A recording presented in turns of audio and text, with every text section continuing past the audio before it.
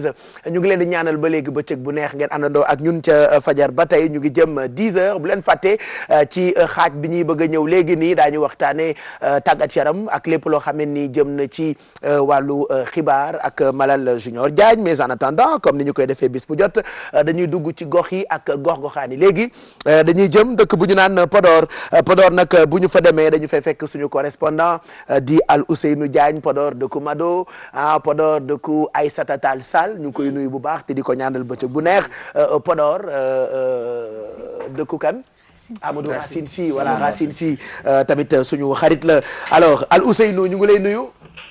ñu ngi lay fay Pape Cheikh. mbaa jàmm nga fanaane. jàmm rek. naka waa Podor. waaw xanaa taay de moom sedd bi moom xaw naa ñëw noonu. xaw na tuuti rek sedd bi xaw naa nekk tuuti de fii.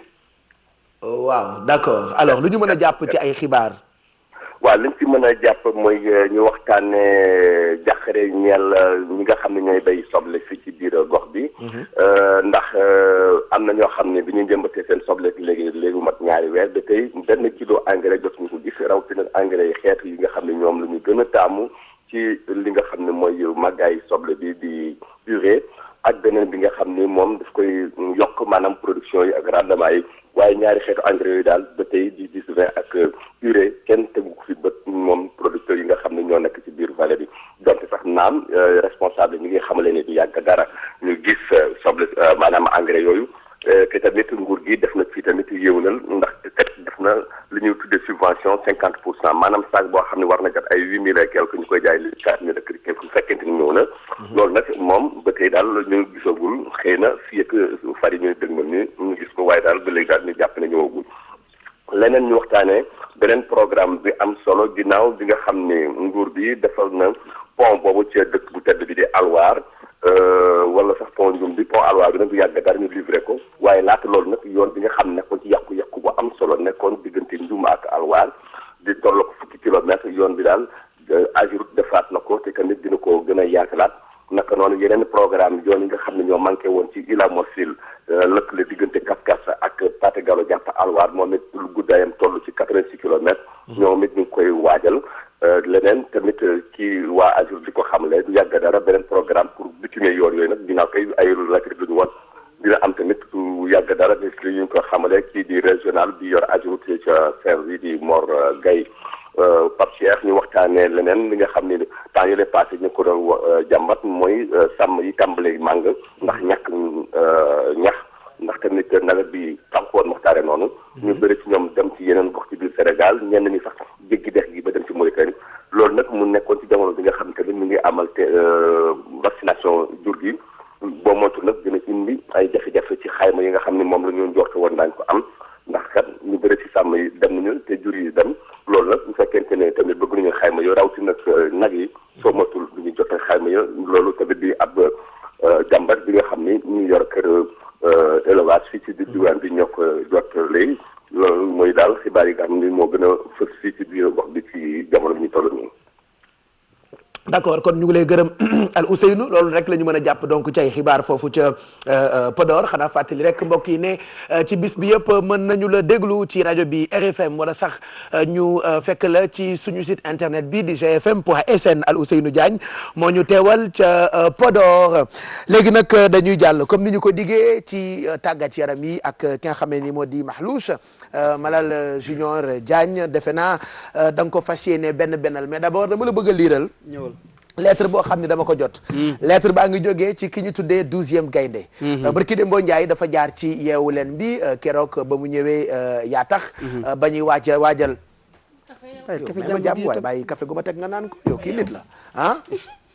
moom mu ñëw fii keroog ci yeewu leen bi di 12e gaynde alors daf ñu bind lettre bi nag dama leen koy liiral heureusement sax ba mu ñëwee tey mercredi nga teew fekkee ko mu def monsieur Abdoulaye Thiam 12e gaynde à monsieur Pape Cheikh Diallo animateur de l'émission yeewu leen TFM Dakar fàtte nga ambassadeur itinérant bi déggal loolu objet demande de rappel monsieur suite au succès enregistré lors de votre émission Yeewu Leen tenue dans vos locaux, il me plaît de vous écrire ces quelques mots pour vous rappeler la promesse que vous m'avez faite, en l'occurrence la moto pour mes déplacements à Dakar. maa ko digoon ne dinañu ko may moto boo xamee ni mën na ci déplacé wu parce que moto bi muy tàmm di war dafa paan. mu ne en effet je souhaiterais qu'une grande cérémonie soit organisée à la TFM lors de la remise de la moto. Tout en espérant une prompte réaction à ma présente, je vous remercie et vous félicite du travail énorme que votre groupe a une nouvelle fois fait à la place du monde pour la préparation de l'œuvre colossale de Serigne Touba. Voilà, donc 12e gaynde loolu la ñu bind. mu ne moto bi ñu ko dikk bu ñu ko koy jox nañu ko ngénte. waaw. Alors je te promets que moto bi bu yegsee def nañu ko commande. bu yegsee Dakar bu ñu la koy jox dañu koy def ngénte lu rëy. te su boobaa dañu koy bàyyele Malal Junior Diagne. mun nañoo baare tali bi. baare almadi bi yëpp. ngénte ko ngénte bu rëy su boobaa di nga xam ne lépp dëgg la. te digge bor la maa ko diggee te dinañ ko def. rey si juróom-ñaari gëlëm. juróom-ñaari gëlëm te ñoo defi nag rek. gëlëm dañ def ñaari nag rek. yàpp gëlëm moo gën a cat baaxul ñaari nag baax na. waaw kon baax waaw cat baaxul. dañoo dëgmal bis. dañoo dëgmal bis le 24. waaw kay dañoo dëgmal ah. bu ñu dugg laa ci ñawlu. parce que palmaan bu forox toll. waaw boobu kay xam naa ni caméraman yeeg ñëpp sax yëpp la ñuy teg bu kenn liggéey jour boobu ñëw leen ngeen seetaan si. bu leen njaga liggéey loo ngeen ni ko liggéeyuñu. yéen ñëpp ngeen ñëw toog voilà tonton mag bu réalisé ñëwal nga toog. après moom mun ngeen koo jox mu répondre demande. tonton mag le 24 naa ci wax ci kanam mais en attendant ci tàggat yaram la ñu bëgg a tàbbi léegi nii looy njëkkee. dañuy dooree Baye Cheikh wàllu Coupe d'Afrique des Nations bi nga xam ni fukki fan ak juróom-ñaar si weer bi ñu ñëw janvier daanaka tey la ñuy wax ni on est à jour pour jour un mois de la compétition. Sénégal nag dafay daji rek door préparation le 2 si mois de janvier. xale yi dinañu jaar Dakar bon passage bu gaaw lay doon parce que finalement fédération ak ministère dañoo accordé wu ni Sénégal dañuy dem préparer wu ca Maroc. ci benn dëkk bu ñu duppee Al Jadida. parce que foofu gis nañu ni am na condition yëpp yoo xam ni réunir na pour ñu mën a entraîner préparer bu baax a baax li nga xam ne mooy boobu les Coupe d'Afrique Sénégal nag mu ngi si poule ak waa Ghana ak waa Algérie ak Afrique du Sud ñetti équipe yooyu yëpp nekk nañu champion d'Afrique. Ghana mus na ko dégg Algérie mus na ko dégg donte yàgg na. Afrique du Sud itam mus na ko dégg. donc ñu ni poule la boo xam ne bu métti la ci Sénégal waaye ñi nga xam ne ñoo di adversaire Sénégal itam bàyyiwuñu seen bopp ndax ñi ngi waajal. Ghana bi ñu war a jouer jot naa nësër déjà ñaari match amicaux yoo xam ne taxawal na ko. dina jouer ak Côte d'Ivoire bu Yaya Touré. dina jouer ak itam ñi nga xam ne Nigéria champion d'Afrique en titre te dañ leen éliminé bokkuñu ci compétition bi. donc ñun ñi ngi wut ay match amicaux amaguñu ko. ñu ngi koy organiser mais sotteegul am na ñu bind Sénégal am na ñoo xam ne Sénégal bind leen comme Cap Vert. pour ñu def ay match amicaux mais sotteegul. Sénégal moo nanguwul wala pour. ñu ko bind non dañuy toll ci réglage. foog ñu am match maker. d'accord bon fii lañ koy footballé conditions yi naka lay demee kuy gàddu équipe bi en charge kuy fay hôtel kuy fay transport. ci réglage yooyu lañ nekk waaw mais foog naa ne dinañu am ay match dañu ko jouer foofu sa Maroc. parce que déjà hôtel yi ñu nga fa ak terrain yi. donc du poser problème. beneen bi nga xam ni ay match amicaux la yu ñu joué fii mooy Cap Vert ak Congo. ñoom dañoo tànn préparé wu match amical Dakar Léopold Sédar Senghor. Dakar la ñuy footballé waa Cap Vert ak waa Congo. ñoom dina ñëw Ndakaaru def seen match amical. très bien football ko fi. soog a dem Coupe d'Afrique. c'est bien. loolu nag mooy wane ni bon qualité infrastructure rek moo baax. boo amee stade lu ne mën nga ko am. ñàkkul stade moo ñu tere woon dem Coupe d'Afrique bi passé donc sant yàlla ñu jàpp itam Tunisie bi bokkoon ci poule Sénégal dina jouer ak Algérie bi Sénégal war a dajanteel Algérie ñoom fi ñuy toog naan ay hôtel bu ñuy dëkk ak fu ñuy te entraîner entraîneur ba Christian Gourcuff publié na liste 23 joueurs yi mu yóbbu Coupe d'Afrique ba pare donc moom publié na waaw publié na ba noppi nii def na ci 7 réservistes en cas bu mais kenn ko gaañu mu mun ko remplacer donc moom xam na fi mu jëm ok moom làmbatuwul moom daal pare na turam rek lay xaar waaw turam lay xaar mu defanteeg ñoom war a defanteeg ma nga noonu ñu jàpp itam ni Gabon dina jouer ak Mali Cameroun ak RD Congo dinañu jouer Ghana ak Nigeria dinañu am tam jongante football tam dañuy waxtaanee bàyyi ba léegi Ligue des champions waaw ñu ngi ci huitième de finale yi am na ay match yu baax waaw match yoo xam ne man bi ñu defee tirage au sort ba ma gis ko dama ni baax Ligue des champions n'est-ce pas ndax dina am spectacle te xale yi dinañu wane itam seen mënin dañ si ànd ak Abdoul Aziz Kane moom moo nu ko ndëxëñal mboolem tableau huitième de finale yi nga xam ne dinañ ko jouer ci mois de février bii di ñëw ñu déglu loolu xool ko soog a ñëw waxtaanee ko d'accord match yu ñu fi gisoon daaw noonu la ñu mën a tënkee affiche yi nga xamante ni moom mooy am si huitième de finale Ligue des Champions yi ginnaaw tirage au sort bu altine bii affiche bi si gën a fës nag diggante Manchester City ak Barcelone lay doon ñaari équipe yi nag tase woon nañu si huitième de finale saison passée bii ñaari match yoo xamante ni waa Barça ñoom ñoo ko gagné woon ginnaaw ba ñu gagné ñaar bal ci benn ci aller bi dañoo ñëw gagné ñaari bal ci dara ci match retour bi ginnaaw ba Paris Saint-Germain jëlee deuxième ci groupe bam entraîneur Chelsea bi dafa ne woon moom Paris la bëgg a taseel tey jii nag tirage au sort bi may na ko xam naa Mourinho day fàttali ko match bu daaw bi ndaxte Chelsea dafa qualifié woon ci quart de finale bi ginnaaw defet ñetti bal ci benn ci match aller bi waa Chelsea dañoo gagné ñaari bal ci dara ci benn bitu Demba Ba Schalke Real Madrid mu mel ni match boobu tamit dina neex ñi di Ronaldo Benzema ak Gareth Bale ndaxte daaw tamit ci huitième de finale aller yi Real daal di door juróom benn bal ci benn Ronaldo dugal ñaar Benzema ñaar Gareth Bale ñaar yeneen affiche yi nag nii la tëddee Arsenal dina tase ak Monaco Atlético Madrid nga xamante ni moo demoon finale saison bi passé moom ak Bayer Leverkusen la Juventus moom Borussia Dortmund lay taseel Bayern de Munich am Shakhtar Donetsk Porto moom ak FC Bâle la. dina tàng de dina tàng de te li ma si neex mooy daa am affiche yoo xam ni ay remake quart de finale ak huitième de finale yu daaw yi la. quart de finale daaw Chelsea moo éliminé PSG. On se rappelle de ce fameux but de Demba Ba dans les ultimes minutes. Ce jour-là, ils nous ont pas fatigués. Ici, c'est Paris, franchement. Non, ici, c'était pas Paris. Ici, c'était Pekes. C'était Pekes. horrible. Mais li tax ñu taxaw si match boobu Baye. Mourinho dafa def sortie avant ñu def tirage au sort bi mu ni moom il aimerait bien retrouver Paris Saint-Germain en huitième de finale. Ñu ni parce que mu ni c'est une équipe qu'il a regardé xam na ko yàlla def tirage au sort ñu dajewaat. Mais ki nga xam ne moom mooy président bu PSG Nasser El Khelaifi tontu na nee na Paris ba woon daaw ñu dóor leen par manque d'expérience dans les ultimes minutes ak Paris ren bi yàlla ak yàlli la après ñoom ils sont la lu ñu leen mën a traiter de prétentieux ou de trop confiants non pas de prétentieux de mature de mature parce que daaw ils ont très bien joué les deux matchs mais Mourinho da leen nax si ay détails dans les ultimes minutes ak un jour boo xam ne kenn xaatu ko woon Demba Ba il a misé sur Demba Ba mu gagné moom il est très fort sur ça mais ren Paris màgg na parce que boo xoolee ba donte am nañu deux défaites c'est la meilleure défense de France comme ñoom tey ñëw Ablaye Mbaye mooy leen yaay màgg na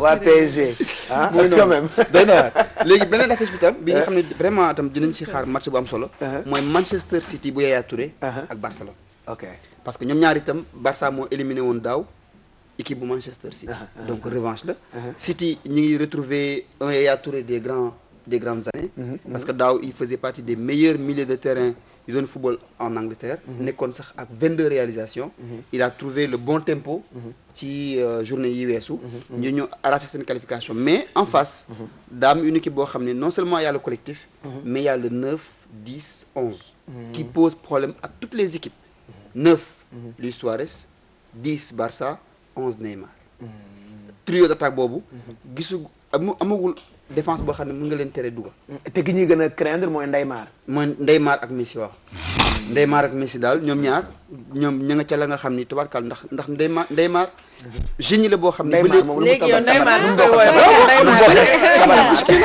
Tabara mooy de Silla Ndiaye lu mu bokk ak Neymar dara bokkuñu dara maar gee daje rek dama foogoon ni Tabara maar ak Neymar a bokk de Tabara maar mooy de Silla Ndiaye xanaa Neymar moo ay de Silla Ndiaye la kon je blague mais bon dañ koy craindre en fait Neymar ñoom ñoo yeey parce que dafa des joueurs boo xam ne il est imprévisible joueur la boo xam ni sur un petit contrôle il est capable de déclencher une frappe dafa bëri pax parce que faux maigre la dafa tuuti nii si bind comme jinax en fait mais il est très puissant ba pare Messi aussi on l'a retrouvé au top de sa forme et puis il est en pleine confiance il est en train de battre record sur record yow de miin nga latino yi tubaab yow de miin nga leen bapuloo xool leen ko kanam gu ndaw gi c'est normal parce que c'est des latinos pourquoi son mari est latino manière bi ni la koy defee waaw c'est normal parce que c'est des latinos c'est des latinos Peruvino tu nous fatigues en fin de compte qu'est-ce qu'elle veut waaw quand même ku ràcc jëmale sa kanam daal mu dëll maa la wax loolu noonu donc am na nga latino yi laaw la cat ak ñoo bëgg kaani. waaw sax sax. Ah oui. Ah oui, oh, ils sont trop pimentés, hein, pimentés. n'est-ce pas, hein? Bien pimenté oh. Continue waaw. mu ngi noonu donc ci des Europe ba léegi bàyyi affaire Champions League bi waxtaanee ci Real yi. Il a annoncé définitivement sa retraite sportive. ba gannaaw bu nga xamee ni daanaka il fait partie des meilleurs joueurs. de ces 20 dernières années. portant les couleurs de la France. De la France, oui. Parce que il a fait Monaco, Juventus, Arsenal, Barcelone. bu mu jeexalee New York. Il a finalement décidé d'arrêter sa carrière. J'avais quelques notes concernant un peu sa carrière su fekkee ni On peut le revoir. Pape Samba mën nañu woon ay images yu Thierry Henry. Donc il a 37 ans. De toute sa carrière il a joué 917 matchs. 917 matchs. Au haut niveau. ci championnat yi gën a mag. Ouais. dugal na 411 buts. Waaw c'est un budget alors. Voilà. Budget. waaw c'est moom dugalkatu bii du budget lañ koy woowee. Pichichi en Espagne on dit Pichichi. Pichichi. Voilà, Pichichi. c'est un Pichichi. C'est normal, c'est des latinos. C'était latino. Donc ñu wax tam ni moom c'est le meilleur buteur en activité de l'équipe de France. Ah. Il a 123 sélections. dugal na 51 buts. Il a été champion du monde, champion d'Europe, champion de France, champion d'Italie, champion d'Espagne. Ah. Vraiment rien à prouver. waaw une carrière vraiment bien remplie. Oui. ak hygiène de vie bu am solo danañ sax ba nga xam ni Arsenal dañu ko defaral statut am su dugalee but mënoon daw def ni loxo yi nii. dañu ko defal benn statut ci buntu stade bi. Waaw. loolu nag anglais yi duñu ko defal n'importe qui. dëgg la. Il faut vraiment être un grand monsieur. pour nga am reconnaissance. Surtout que c'est pas un anglais, hein, c'est un français. C'est un français. waaw français yi lu ñu kaa defal. Bon français dañu ko waxoon dañu koy defal une dernière sélection en équipe nationale pour rendre ko hommage. Mais lui il dit que ni il a fini son œuvre. Tout ce qu'il devait accomplir sous le maillot bleu il l'a fait. Maintenant il laisse le témoin à ses jeunes frères. C'est donc bien. Benzema ak ñooñu noonu. te mu ngi leen di booster am na ci ñoom yaakaar. loolu mooy montrer une fois de plus la classe. du joueur à côté du talent c'est une tête bien faite qui réfléchit et qui pose des actes positifs. donc ñu koy souhaiter une bonne retraite. Bah oui. mais dafa retraité lundi. mardi ñu embauché que mu signé contrat léegi consultant la. si benn télé bu nekk Sky News en Angleterre. Ah mais c'est bien. te consultance en Europe c'est des centaines. Ouais, et des c'est beaucoup de centaines thunes, hein. de millions. Ouais, c'est beaucoup de thunes. Au Sénégal lañ lay fay 25000. wala Et transport rek ngeen di joxe yéen. dama la waaw. au Sénégal lañ lay fay 25000 wala 35000. ñoom transport rek la ñuy joxe. waaw. Des fois sax duñu joxe transport. waaw. sama papa ji sonal ngeen ko. sonal naa ko trop. waaw. billahi maa ngi jégalu sama Tassirou papa ji sonal ngeen ko trop. sonal naa ko trop. Tassirou moom minute bu ne ngeen woo ko. sonal naa ko trop. mais ku baax ngeen ko sax jox transport. mais ku baax la metti na. mais ku baax la. heureusement ba namul dara. waaw namul dara. te Tassirou Diallo. namul dara daal moom transport rek. waaw transport yenn saa yi sax 5000. dégg nga loolu. waaw wala 2000. seen pañe yi may leen ñu ci jàmm. c'est vrai de dëgg la de. nga war a yokk te waxal sa dëgg bopp la pañe 2000. waxal sa bopp transport. te balaa ñu la jox transport bi nga raam de. billahi wax c'est-à-dire di ngeen def de. maa ngi dem. waaw madame Ndiaye woo Joséphine fële. woo Magui fële. ah 5000 dafa bëri de. ah c'est-à-dire li ngeen di def de et puis wax nga ko ci dëkk yu mag yi ñooñu di ñëw nekk consultant dañ leen di fay lu bëri. bu weex tal waaw parce que seen xam-xam la ñuy joxe. dañ leen di fay non sonal seulement ngeen dañu leen Tassirou jël billet avion bu nekkee consultant pour nga dem d'un terrain à un autre. Ouais. L'hôtel est réservé et payé. Ah oui, tu es nourri blanchi. Quand même. Et l'argent est viré dans ton compte. man de bu ma retraité ba ngeen soxla ba consultation. consultation la wala. consultance. mais c'est cool donc c'est une bonne retraite parce que dafay dem et puis di joxe xalaatam ci télévision boobu muy liggéey en Angleterre on lui souhaite donc bonne chance. am na solo trop loolu. léegi ñu daal di waxtaanee wàllu basket. oui ñu ngi jëm si afro basket bi 2015. Sénégal dafa war a jouer obligatoirement. Afro basket bi mooy tur bi ñu jox léegi coupe championnat coupe d'Afrique bu basket bi. voilà donc Sénégal gannaaw bu ñu demee coupe du monde. njeexal foofu. je sais pas pourquoi mais moi j'aime pas ce nom je dama bëgg. ouais c'est un peu de coupe d'Afrique des nations de basket comme ni ñu ko doon defee ak football beeg basket bi je sais pas. bon ñu changé ko léegi tuddee ko afro basket. dafa mel ni beneen compétition bu bokkul ak coupe d'Afrique des nations. ba pare day mel ne sax basket day am basket européen américain africain bu nekk à côté. voilà comme dit toog les gros basket. parce que par exemple au basket ak au football c'est pas la même chose. Au foot on a FIFA. Après moom mooy diriger toutes les compétitions. tout le monde s'y greffe quoi. les grandes compétitions. Voilà. Mais en Afrique au basket. on a FIBA. CIA. on a FIBA. c'est équivalent FIFA la. mais dafa am FIBA Europe FIBA Afrique. D'accord. FIBA Asie. Ok. Donc ku ci nekk si entité yooyu am nga droit tuddee sa compétition. nu mu la neex oui je suis d'accord Tu vois, donc, mais je juste voilà. moi personnellement j'aime pas le nom. Aussi, ñu compétition Afrobasket contre- dama bëggoon ñu tuddee ko rek coupe d'Afrique des nations. ah parce comme que boo waxee loolu moo gën a rëy coupe du monde. te coupe loolu la ñu d'Afrique. miin. waaw loolu la ñu en fait loolu la ñu miin quoi. Ouais, donc peut-être donc minel bi la. ñu lancé pétition. Ouais, peut-être minel bi la. minel bi la mais on est libre de dire coupe d'Afrique hein. On n'est pas tenu de dire. Ah bon, hein? Oui, FIBA. Afrobasket. Voilà. Mais l'essentiel est que y aura de très grandes rencontres. yu mag entre Sénégal ak Mali en aller et retour. D'accord. donc li si des nag mooy naka la ñu koy préparer. naka la ci Sénégal war a demee. yan joueur basket ñoo cay dem Cheikh Sarr moom mooy entraîneur. loolu c'est indéniable. président comité de normalisation basket bi Serigne Mboup. indi na si ay explications ci naka la ñu ko fas yéene aborder ak lan Sénégal jublu. ñu déglu Serigne Mboup ci micro Cheikh Tidiane Dione. ñu ngi bëgg a déglu ku baax. waaw damay ñambaas rek. ñi passe à mon bureau xaj na ci. Dakar. Je voudrais profiter de votre antenne pour dire que, parce que certaines mauvaises langues encore, dans un esprit de polémique, disent un certain nombre de choses. Le CNBS, que j'ai l'honneur de diriger, n'a jamais pris l'initiative ou envisagé justement que le match aller ne se joue pas à Bamako pour cause d'Ebola. Hein. Même si on le sait, la FIBA a annulé la rencontre des U18, mais aussi le bureau central Afrique qui devait se réunir à Bamako a été renvoyé. Nous sommes une émanation de l'État du Sénégal, nous sommes dans la lignée de ce que nos autorités au plus haut niveau ont décidé, et donc nous avons convenu, arrêté, accepté avec la partie malienne que le match allait se jouer à Bamako. Voilà, Mungok, j'étais en train de discuter avec Bijou parce qu'elle m'énerve de temps en temps, mais il faut rappeler que ce que Mboup a dit, c'est très important par rapport à ces rencontres-là, qui Coupe d'Afrique au basket bi, donc il faut que ñu bàyyi ci xel. Il faut ñu bàyyi ci xel, d'autant plus que c'est déjà arrivé, c'est au mois de février. La manche aller, c'est le 21 ca Bamako. Manche retour bi une semaine plus tard, le 28 à Dakar. li ñu ci wax waxaat rek mooy. avant ñu cay yegg. nañu fexe ba Marius Ndiaye bu mu ñu gàcceel.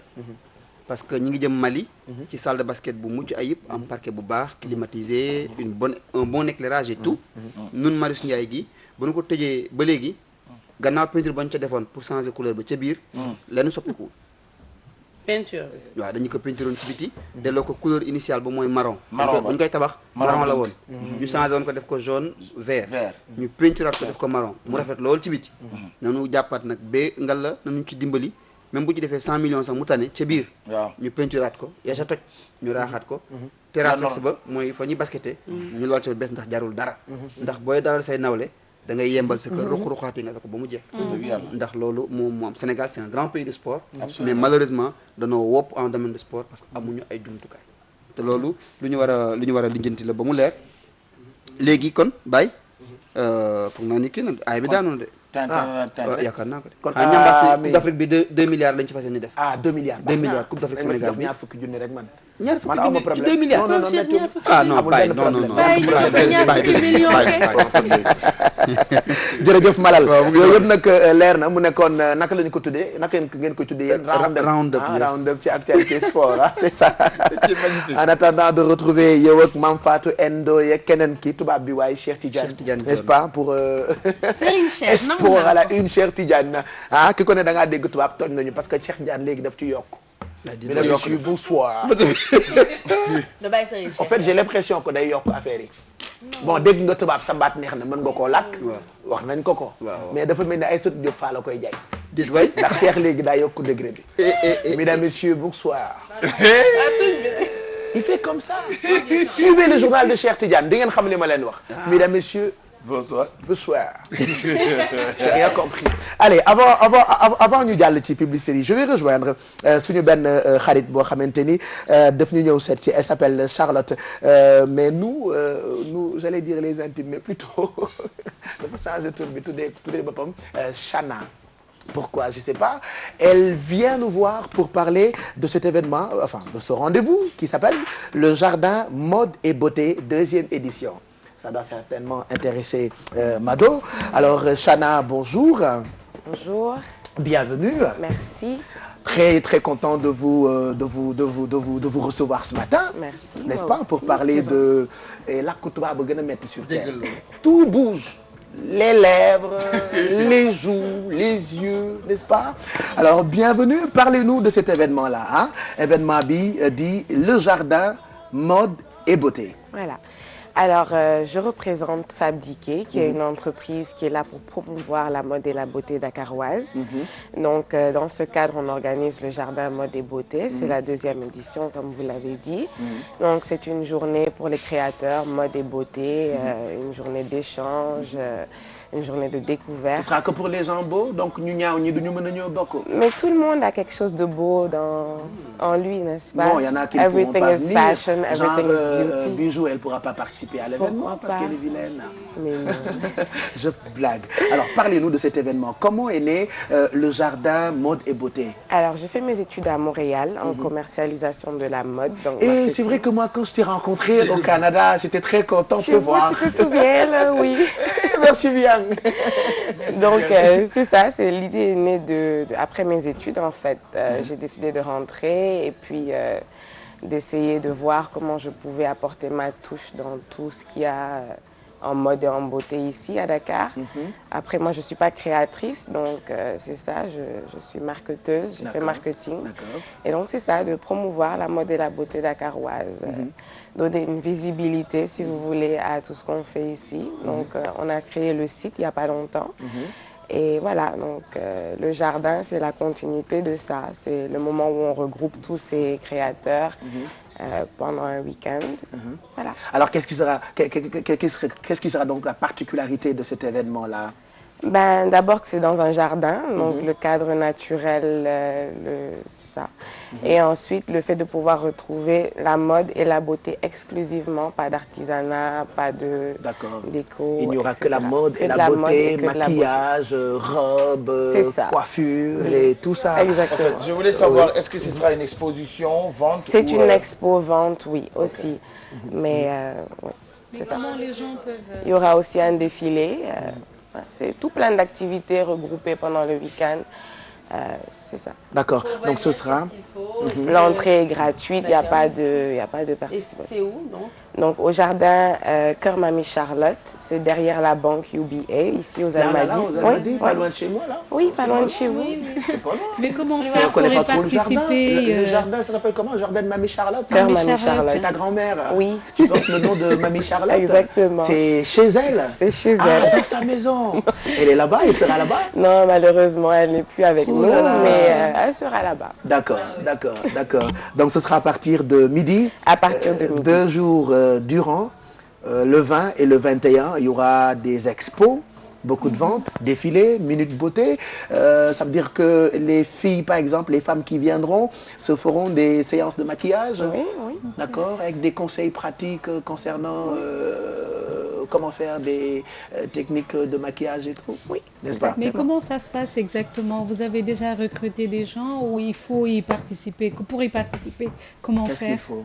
Alors oui, l'année dernière, on a eu 23 créateurs. Bon, cette année, j'en ai déjà 20. Il me reste 2 jours, mais j'ai toujours 5 places pour s'il y a Dispo. des intéressés. D'accord. Oui, c'est ça, c'est tout. Qu'est-ce qu'il faut? Il y a un numéro de téléphone? Oui, il y a un numéro de téléphone, donc c'est 77 559 62 86. 77 559 559 62 86. Mais vous 86. faites un choix par rapport au casting? Oui, Il faut... oui, je fais un choix quand même, je fais une sélection parce que je ne veux pas me retrouver avec les mêmes choses, les mêmes produits.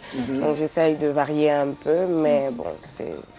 D'accord. C'est pas un choix. L'essentiel est que tout ce qui tourne autour de la mode et de la beauté sera donc proposé le 20 et le 21 au jardin de Mamie Charlotte.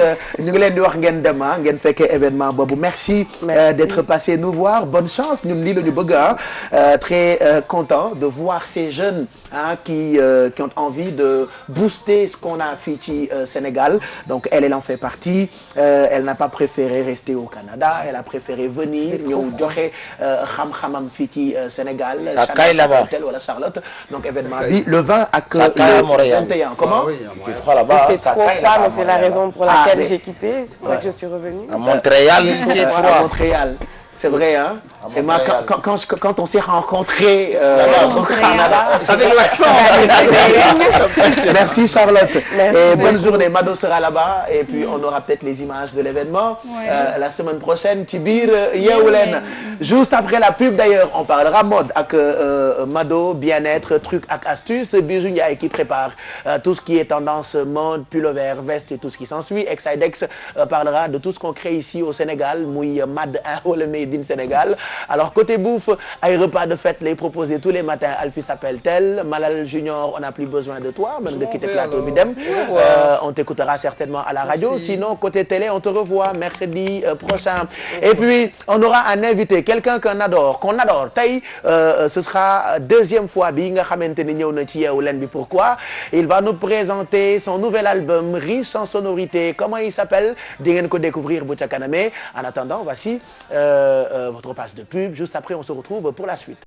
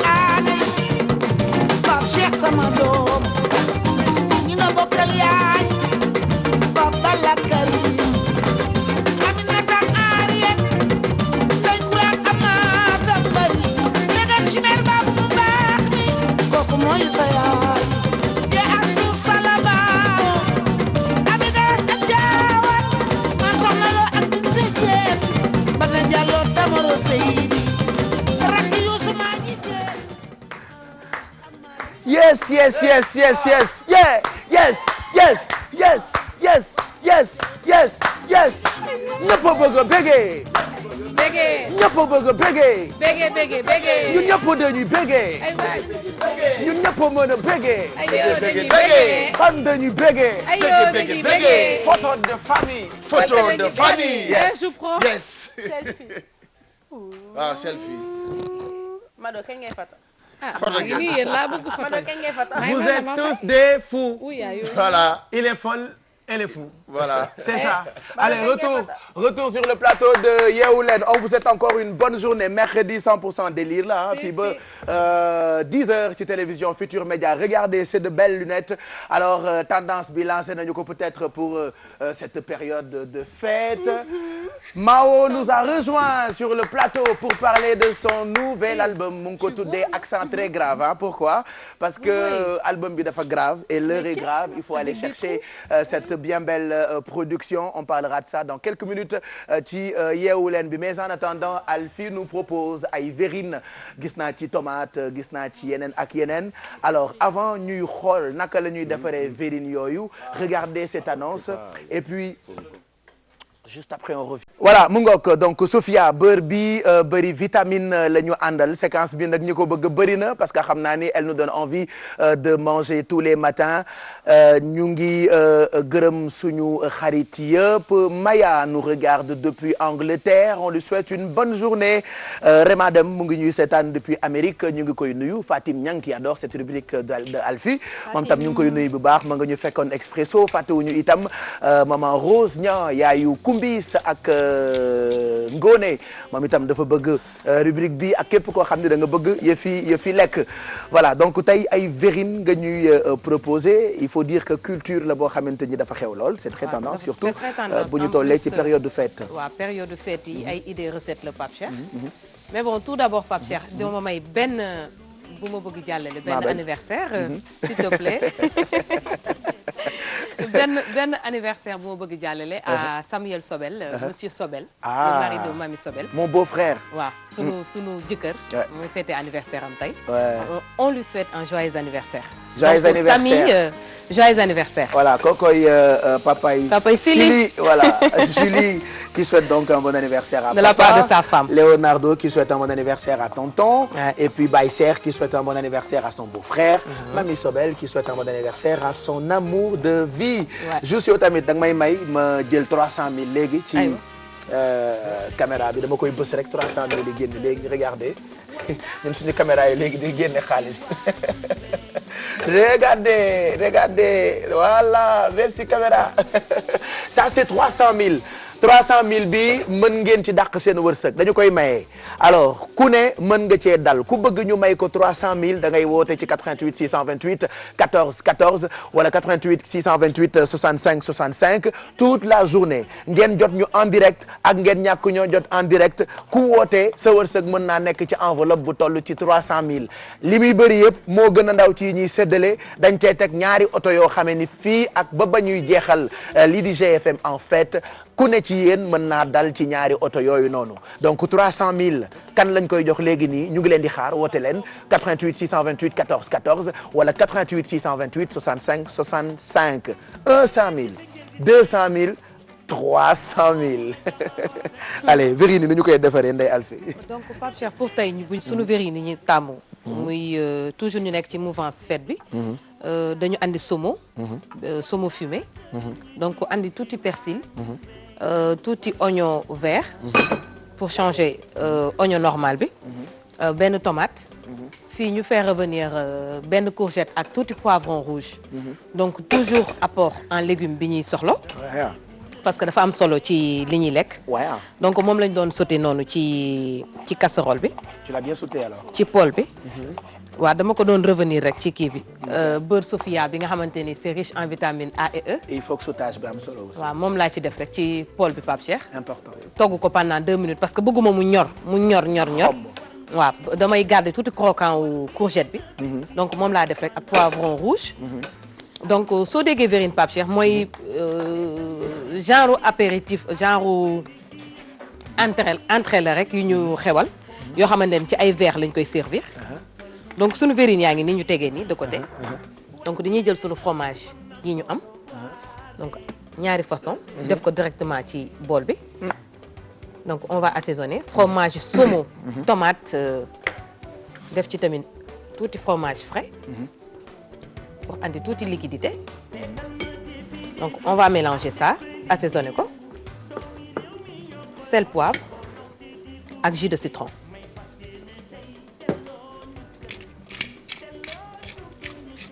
mën nañ ci def yeneen épices mën nañu changer itam def ci yeneen légumes comme avocat. comme nekkuñu ci période waaw nekkuñu ci période avocat moo tax ñu jënd ñu def courgette poivron. donc dinañu permettre ñuy lekk légumes Pape Cheikh. pour ñu dul consommer légumes lu bëri. donc dañuy mélanger sunu fromage bi nga xamante ni dañ ci def tam ay herbes. finir sunu tomate farci moom tamit dañ koy def benn salade bu ndaw def ci huile d'olive def ci sel poivre def ci persil ak citron dagg somo yi donc montage la rek légume bi rek la ñu togg muy courgette bi ak poivron bi sinon yi ci des bi dañ koy garder cru.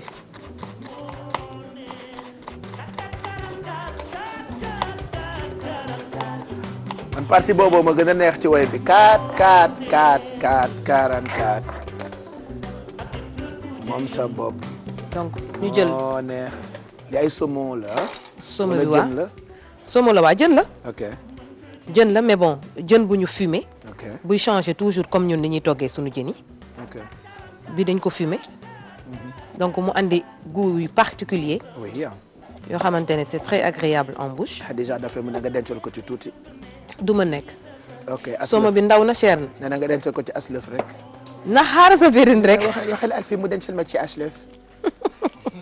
maanaam tuuti. donc Pape Cheikh. oui. dañuy comme ni ñu ko annoncé léegi rek. saumon bi mu dagg citron bi. ok pàccal ko ci. def ko ci mu andi tuuti acidité. ça se marie très bien avec le saumon. donc def ci tomate farce bi. on va mettre un peu de sel. ci tomate bi. un peu de poivre.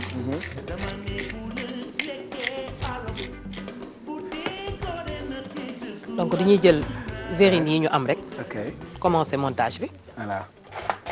donc on met un peu de fromage. tendance bi ak verrine yi mooy jël comme ay verre di ci def lekk boo xamante ni da nga koy gis. da nga koy gis muy feeñ nga décorer ko bu baax quoi et avec cette période de fête yi dafay rafetal table. Ouais. Voilà. Donc on met fromage bi. Ouais. def tuuti tomate.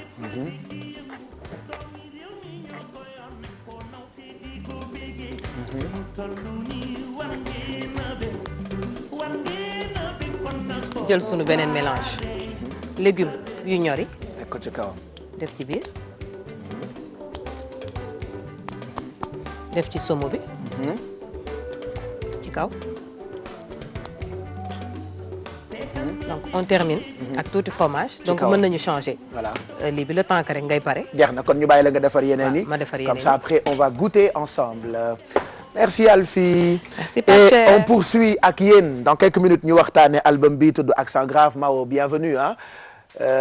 tendance lii xanaa lii mooy lunette bën quand buñ lay xool c'est comme si toi tu ne vois rien mais nous on arrive à voir. on arrive à voir ah. Bah, c'est des lunettes fun de accent grave. Plus de soirée, c'est des lunettes graves voilà. Accent grave. Accent grave quoi. ça se porte ci heure yëpp Mado n'est-ce pas? Ouais. heure yëpp lañ koy sol. même guddi. mën nañ ci dem discothèque. Même quand on dort quand on dort on peut mettre ça quoi. Allez avant de parler de l'album Mado nous propose ce matin benn culture boo xamante ni mu ngi jógee ci dëkku asiatique yi ñoom Japon ñoom Chine ñu tuddee ko parce que j'arrive pas à prononcer. Réflexologie au lieu de sociologie. Voilà. Ok. Donc on va parler on enlève de nos lunettes un peu ou on garde ça? Ouais, le on temps enlève de présenter la rubrique. un tout petit peu, d'accord. Voilà. Le temps d'expliquer. Et tout à l'heure, on la remettra. Garde si tu veux. Ok, voilà. Donc comme ni nga ko waxee Pape Cheikh, aujourd'hui on va parler de réflexologie. waxoon naa leen ko sànq genre benn technique la boo xamante ne au fait c'est des massages on peut dire ou plantaires ou mammaires yaari façon moo am mais on a trouvé une experte boo xamante ne elle va mieux nous expliquer l'utilité de la réflexologie ñu dem xooli élément bi.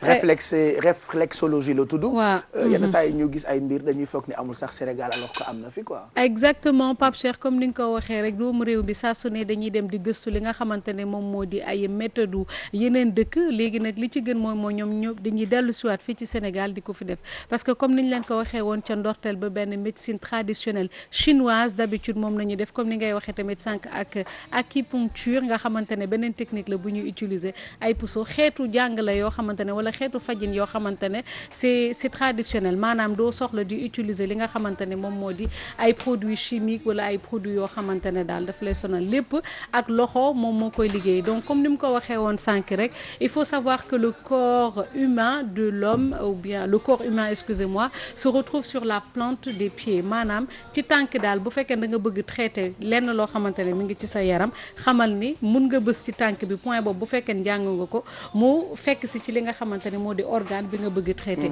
yenn saa yi nga góom ci bopp sax am càqaar ci suuf. waaw kañ exactement voilà maanaam lépp la te comme tout le temps ni ma koy waxee tu sais pas cher wax nañ ko donc même boo demee ci technique de massage normal saa yu nit yëgee coono et tout dañ lay naan tout le temps phase de terminaison yi mooy del mujjee ci tànk yi del mujjee ci loxo yi parce que coono ci la nit ji gënee yëg coono donc même boo defee soin ba pare day laaj tout le temps ñuy def ay massage sa tànk parce que day wàññi lépp loo xamante ne coono la day wàññi lépp loo xamante ne stress wala fatigue la donc bu ñu waxee réflexologie nag dafa am ñaari xeet dafa am benn réflexologie plantaire maanaam bu tànk bi am na beneen réflexologie boo xamante ne c'est mammaire maanaam ci loxo yi aussi nañuy utiliser di ko masser pour dindi li nga xamante ne moom moo di ay xeetu feebar ak yenn mbir yi voilà donc tànk des koy toppatoo parce que ni ñuy dégg léegi ci reportage bi tànk dafa am dund exactement voilà tànk day dund donc léeg-léeg aussi man li ma ci jaaxaloon dama ko doon laaj mais à partir de quel âge nañ ko war a mun a defee tout ndekete nag ñëpp mun nañ ko def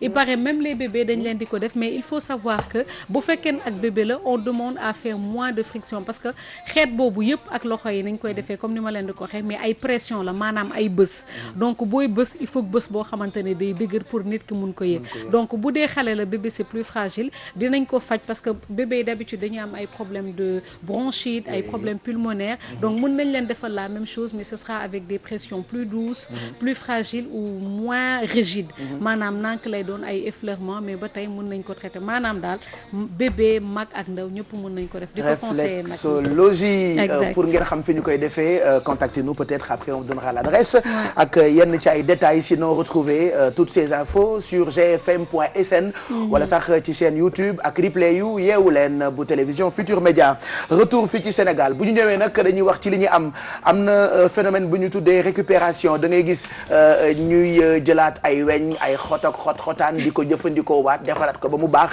ñu koy jëfandikoo tey Exidex loolu nga ñu indil muy récupération ferraille. Absolument alors Pape Cheikh tey dama dem seeti benn Sénégalais bi dëkk fii ci corniche bi pour que justement mu expliquer lan lay def parce que yàgg na souvent ni ma koy waxee nit jël weñ sànni ci mbedd bi mu tilim mais ñoom dañ koy récupérer waat moom laa waxoon sànq ci njëlbeen bi ne boo koy xool dañuy ñëw ci ñaari facette benn dañuy setal ñaar dañ koy defaraat ba mu jekk ñu defaraat ko ci dugal ko si biir kër maanaam mu nekk meuble donc ñooñu aussi mat nañu bàyyi xel moo taxoon ma dem seeti leen bu ñu seetaanee élément bu ñëwee ñu yaatal. ayca.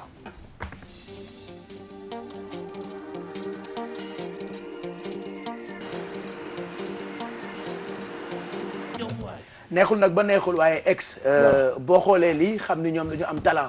absolument talent kese la objet yi ñuy defar yëpp car rapide bi ak hippopotame yi. ak ginaar bi baobab bi c'est magnifique ils ont du talent. te boo koy xool Pape Cheikh c'est ay jeunes la ñu yoo xamante ne dañu yàgg maanaam wut métier parce que wut métier moo dafa métti quoi mën dara dafa métti.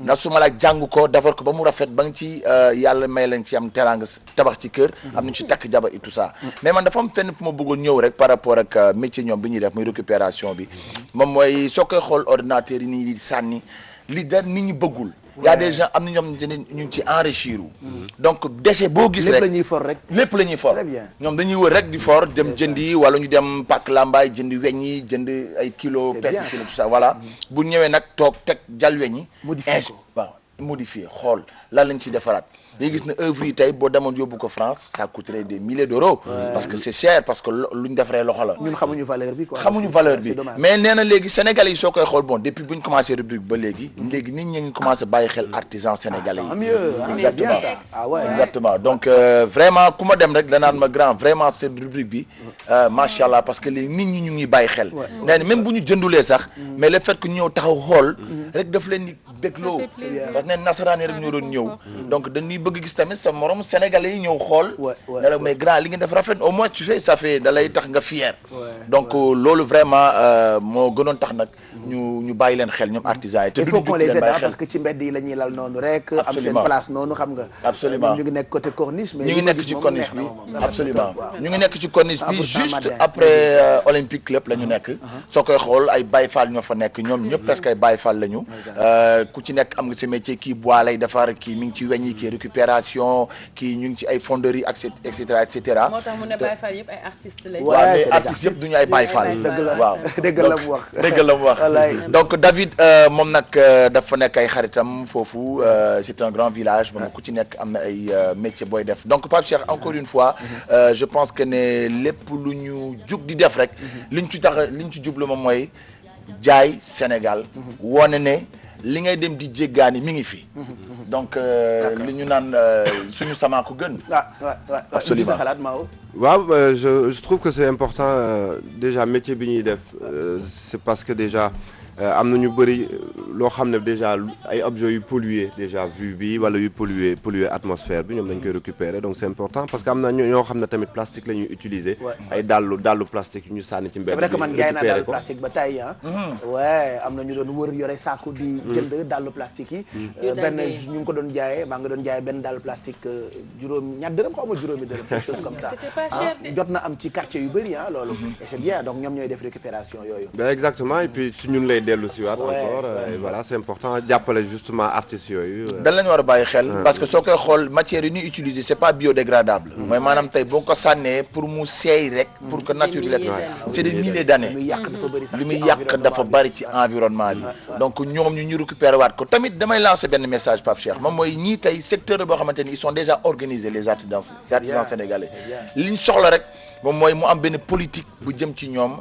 venant du gouvernement Sénégalais yi di gën a consommer. exactement pour que Sénégalais yi di gën a consommer li ñuy def. parce que ñoom li ñuy def non seulement dafay yàgg ça dure. et puis à la qualité. parce que c'est fait avec amour et beaucoup de passion. très bien yow yaay seen ambassadeur alors boobu jot nga waxtaane leen et on félicite xale yooyu nga xamante ni ñoo ngi ci récupération merci excédent. excédent wala accent grave wala non merci. accent grave. bagage bi moom kenn musagu la ko. excédent allez on va faire un petit tour du monde ak Bijou pour parler de ce qui fait la mode yu ñu tuddee tendance mode on démarre avec les vestes. avec les vestes Pape Cheikh comme ni ñu ko doon waxee tey si suba Sénégal actuellement solo fi c'est très très dur. parce que matin bi day sedd ba nga foog ne France moo fi bënn di yónnee ngelaw midi mu tàng ba nga xamante ne soo solee pull comme mberu hier da ngay am envers ray nit yi wala nga simi pull bi sànni ko na le même boo jiitalul donc lu ñuy proposer nit yi ñuy sol mooy veste et actuellement dafa am benn veste bu génn pour jigéen yi muy veste sans col comme bi ma sol nii et comme bi ngeen di gis ci photo yi pourquoi on vous propose ça parce que c'est très très facile à porter mun nga sol yére comme ni ngay solo en été li ngay sol pour génn boo paree teg ko ci donc amul benn c'est pas ce que tu as porté hier oui même aujourd'hui voilà ok c'est des vestes sans col plutôt waaw ma naan manche waaw sans col col waaw wax nga dëgg donc veste sans col c'est vrai que j'ai vu beaucoup de stars mettre ça samedi dernier ci énergie musique aussi c'est très tendance actuellement et c'est très facile à porter parce que mun nga sol sa yére ba pare li ngay def rek mooy comme couverture looy sàngoo lay nekk li ngay def mooy juste essayer xool côté couleur yi pour mu ndiroog soit dàll bi wala sac bi wala tubay bi wala yére bi mais mun nga ko booleeg lu la neex comme ni nga koy gisee ci photo yi mun nga ko booleeg soit sa benn chemise mun nga ko booleeg t-shirt mun nga ko booleeg robe comme j'ai fait comme ni ngeen ko gisee ci photo bi aussi mun ngeen ko booleeg jupe wala crop top yi nga xam ne xewoon na fi il y a quelque temps mun nga ko booleeg moom jiital ko ci biir bu naaj bi tàngee nga dindi ko changer ko pour ñi bëgg côté moins institutionnel gis nañ format en liquette de jean bi comme par exemple quand tu vas au lycée t'as pas envie de mettre une veste et seddaay bi sonnal la mun nga jël format liquette bi pour sol ko dem et c'est très très facile à porter mun ngeen ci abuser amul limitation au niveau ci ban tissu yu ban couleur ngay sol mun que ce soit pastel noir blanc et actuellement parce que Sénégal xaal comme tu dis et Sénégal comme actuellement il fait un peu gris ce qui est bizarre parce que normalement ñun soleil la ñu war a am mun ngeen jël couleur boo xam ne dafa flashy pour vous donner benn peps ci seen solo ak benn touche de bonne humeur. et faites très attention di leen xool météo bi parce que 16 degrés moom boo ko xëyee 3 heures ci ngoon mu def 36 degrés après nga deew ak tàngaay te génn ak lu diis fajar gi sa kër loolu yàlla nañ ci Yàlla musal donc prenez quand même des trucs assez facile à apporter voilà facile à apporter bu fekkente ne da la sonnal bu naa commencer tam tu peux juste prendre mettre dans ton sac mu noppal la donc on va continuer ci veste yi mais pour góor ñi cette fois-ci parce que dafa am benn veste bu génn muy veste croisée génnoon na mais xam nga mode day ñëw di dem actuellement c'est les vestes croisées qui reviennent Kojak yooyu lañ doon sol pour les hommes Kojak comme ni nga ko waxee mais il faut savoir choisir veste croisée warul gudd torop sinon effet manteau lay joxe warul gàtt parce que sinon day mel ni dafa cëkk inspecteur Gadget ngay ndirool Gadget exactement bu xatee dafay mel ni bu serré trop day mel ni yére bi dala xat bu fekkee dala ëpp nag comme yow film yi ngay wax nii day mel ni da nga génnee ci benn série boo xamante ne année 80 lañ ko tourné et c'est pas l'effet bi nga xamante ne moom lañ ciy seet donc il faut nga sol veste boo xam ne c'est très bien coupé au niveau des couleurs mun comme ni ngeen ko gisee ci image yi blanc noir ay couleurs flash yi couleurs yi mun ngeen ko sol nu mu leen neexee. Ce qu'il faut faire ni ngeen war a choisir ak attention mooy accessoires yi ngeen koy booleel parce que par exemple veste yu mel nii àndul ak look casual ça veut dire que munoo ko boole ak t-shirt ci biir. Qu'est-ce qu'on doit porter à l'intérieur? Chemise pour bañ a jël benn risque. bu fekkee da ngeen sedd yu extrême yi mun ngeen ko sol ak pull col roulé ça rend très très bien. wala col Mao. Voilà. Col Mao fallait que nga tooñ ko. Donc ça rend très bien et au niveau du pantalon bu classique ngeen siy boole et n'hésitez pas à associer veste bi ak tubéy bi mu nekk yoo xamante ne dafay niro et quand vous portez ça fermez tous les boutons boo leen bëggee tijji ngeen tijji benn bouton ça va vous donner un look très très classe. Et c'est très beau voilà. Man je t'imagine bien avec ça. Ah, j'en ai j'en portais am naa ci 2 ou 3 j'en portais il y a 2 ans. C'est revenu actuellement donc tu peux remettre. Très beau je vois que les gens ils mettent ça. L'idéal est de porter ko comme boy sol taille smoking. Voilà mu bañ a gudd comme manteau Mame Mor bi comme tu as dit. waaw Mame Mor moom amee na ñoom manteau nag. Pape Cheikh moo jeex fëri la ci am. tàkk ci Mame Mor. Inspecteur Gadget. jeex na tàkk. manteau gudd na saf na ndox saf saabu xeeñ yàlla. waay. li nga boole rek nga bokkal télé bi bu ngeen di liggéey si xam leen yi ngeen di sol. fa mel ni moo ñu moom. ba pare léegi sax bu lay pare mantoom bee mel ni darab. ba pare bu lay jël sa day taxaw sa buntu kër di def ni manto bi ngay man heureusement bu dooma jël nii la koy def dama lay booleeg gardien bi mu dóoraat na comme nañ la dóoree woon grand yi xamul leen yéen ñii saan kuy Mame Mor mais ci ginnaaw lay liggéeyee fii la ne mantoom nag chaque jour moom lay sol waaw fóoti ko au moins ba pare naa la photo on vous montre Mame Mor ci Facebook bi après voilà benn tendance bu très très bizarre boo xamante ne dafa xew temps yi aisselle colorée.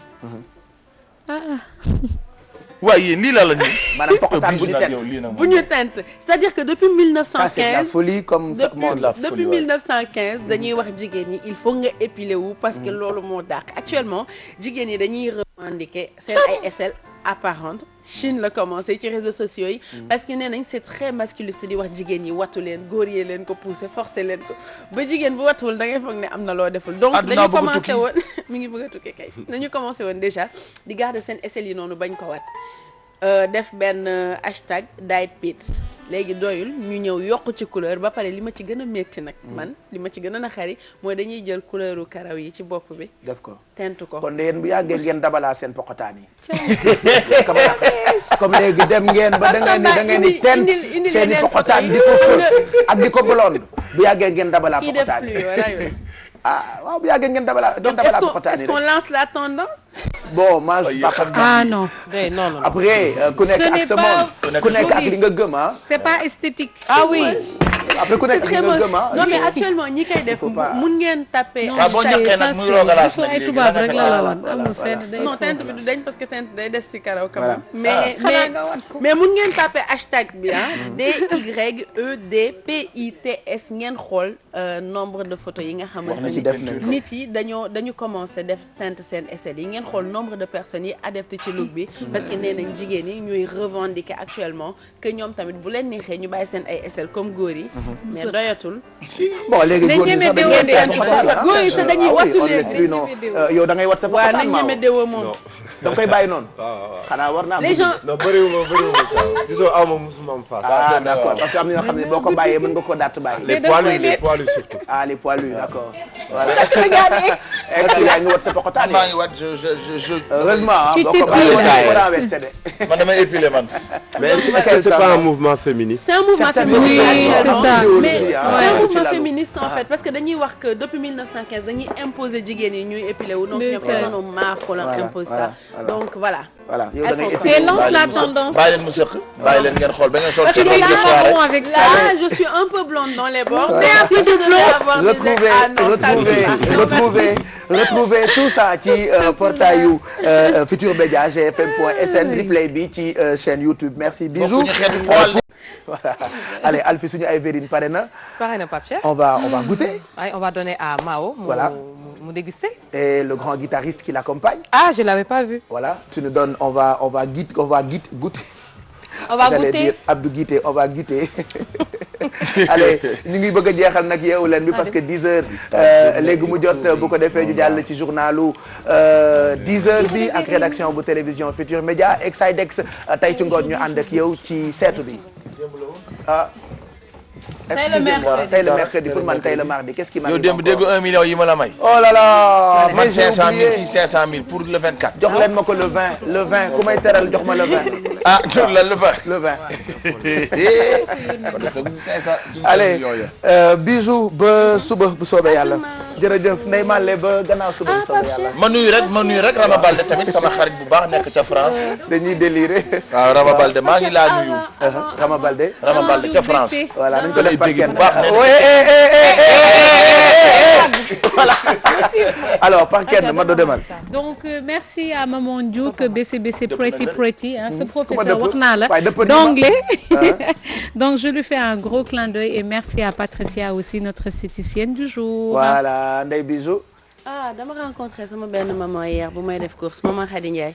gros bisous à toi je t'avais promis une dédicace. merci Modou excédent. maa ngi nuyu sama excédent tey boobu la génne. maa ngi nuyu nag sama xarit. un ami excédent moom it. même ne kakal la. même ne quoi sa xaritu benn bakkan. même ne voilà donc maam Cheikh xam nga ko maam Cheikh la. moo lay ñëwal ba keroog ngay dee. moo may ñëwal ba keroog may dee foofu ca waagu ñaay dee maam Cheikh. ak Rama Balde aussi maa ngi kaa nuyu bu baax a baax a baax. voilà donc merci à tous. Mao quel sera le mot de la fin looy tàggoo. waaw xanaa peut-être di wax téléspectateurs yi en tout cas maa ngi dajeek ñoom bientôt incha allah sur scène. voilà xam naa courant mois de janvier bi incha allah. dina am date bu ñu am quoi. voilà comme ça ñu mën a ñëw ngénte album bi. mu ngoog. voilà mu ngoog rappelle-nous le numéro de téléphone pour ñu ko bëgg a alors jënd. c'est le 33 859 12 74. ok ñu livrer leen ko à domicile. À domicile et livré gratuitement. Voilà. Par contre le CD n'est pas gratuit. voilà. thank you so much et puis merci beaucoup pour ces lunettes yi nga ñu offrir voilà ñun dañu bëgg ay cadeaux quoi. mu ngoog naa la jox sama bos wala ma damm sama bos nga jël benn bët quoi ah.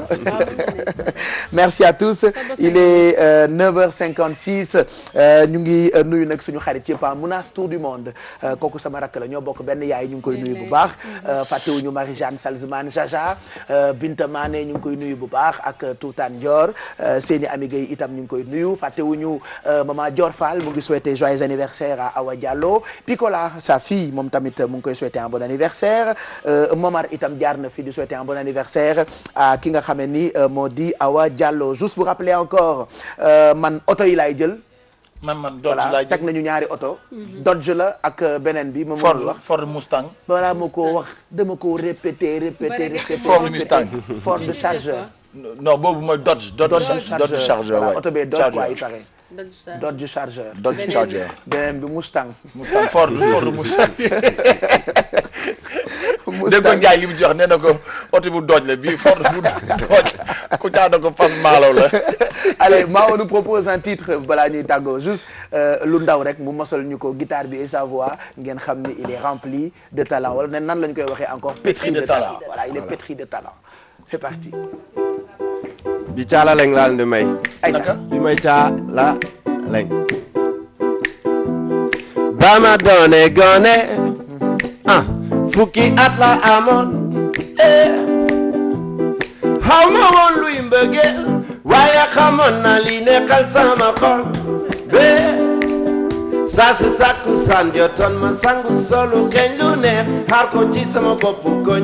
wax ak moom rek tey mbaa dee. ma seen ko rek muy ñëw ma daw.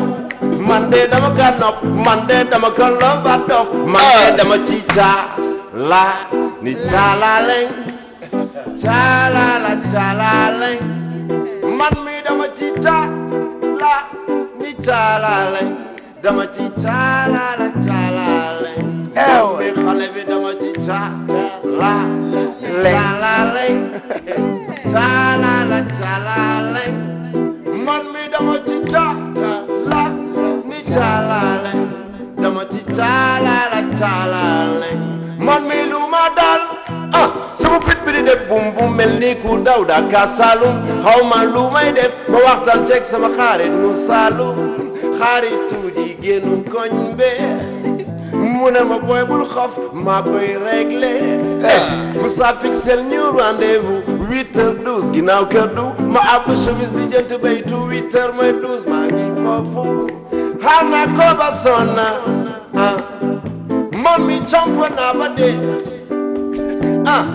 xaw ma dafa am problème wala boog rek daf ma dee pour une fois ma takk sama fit bi fas yéene wax ko ne ci sama xol be mu bàyyi ma ci biir waaye du ma xàddee ndaxte xale bi dama ci caalale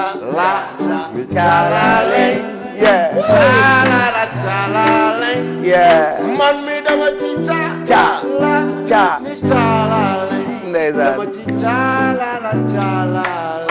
Merci Mao et bonne chance ñu ngi lay gërëm bu baax.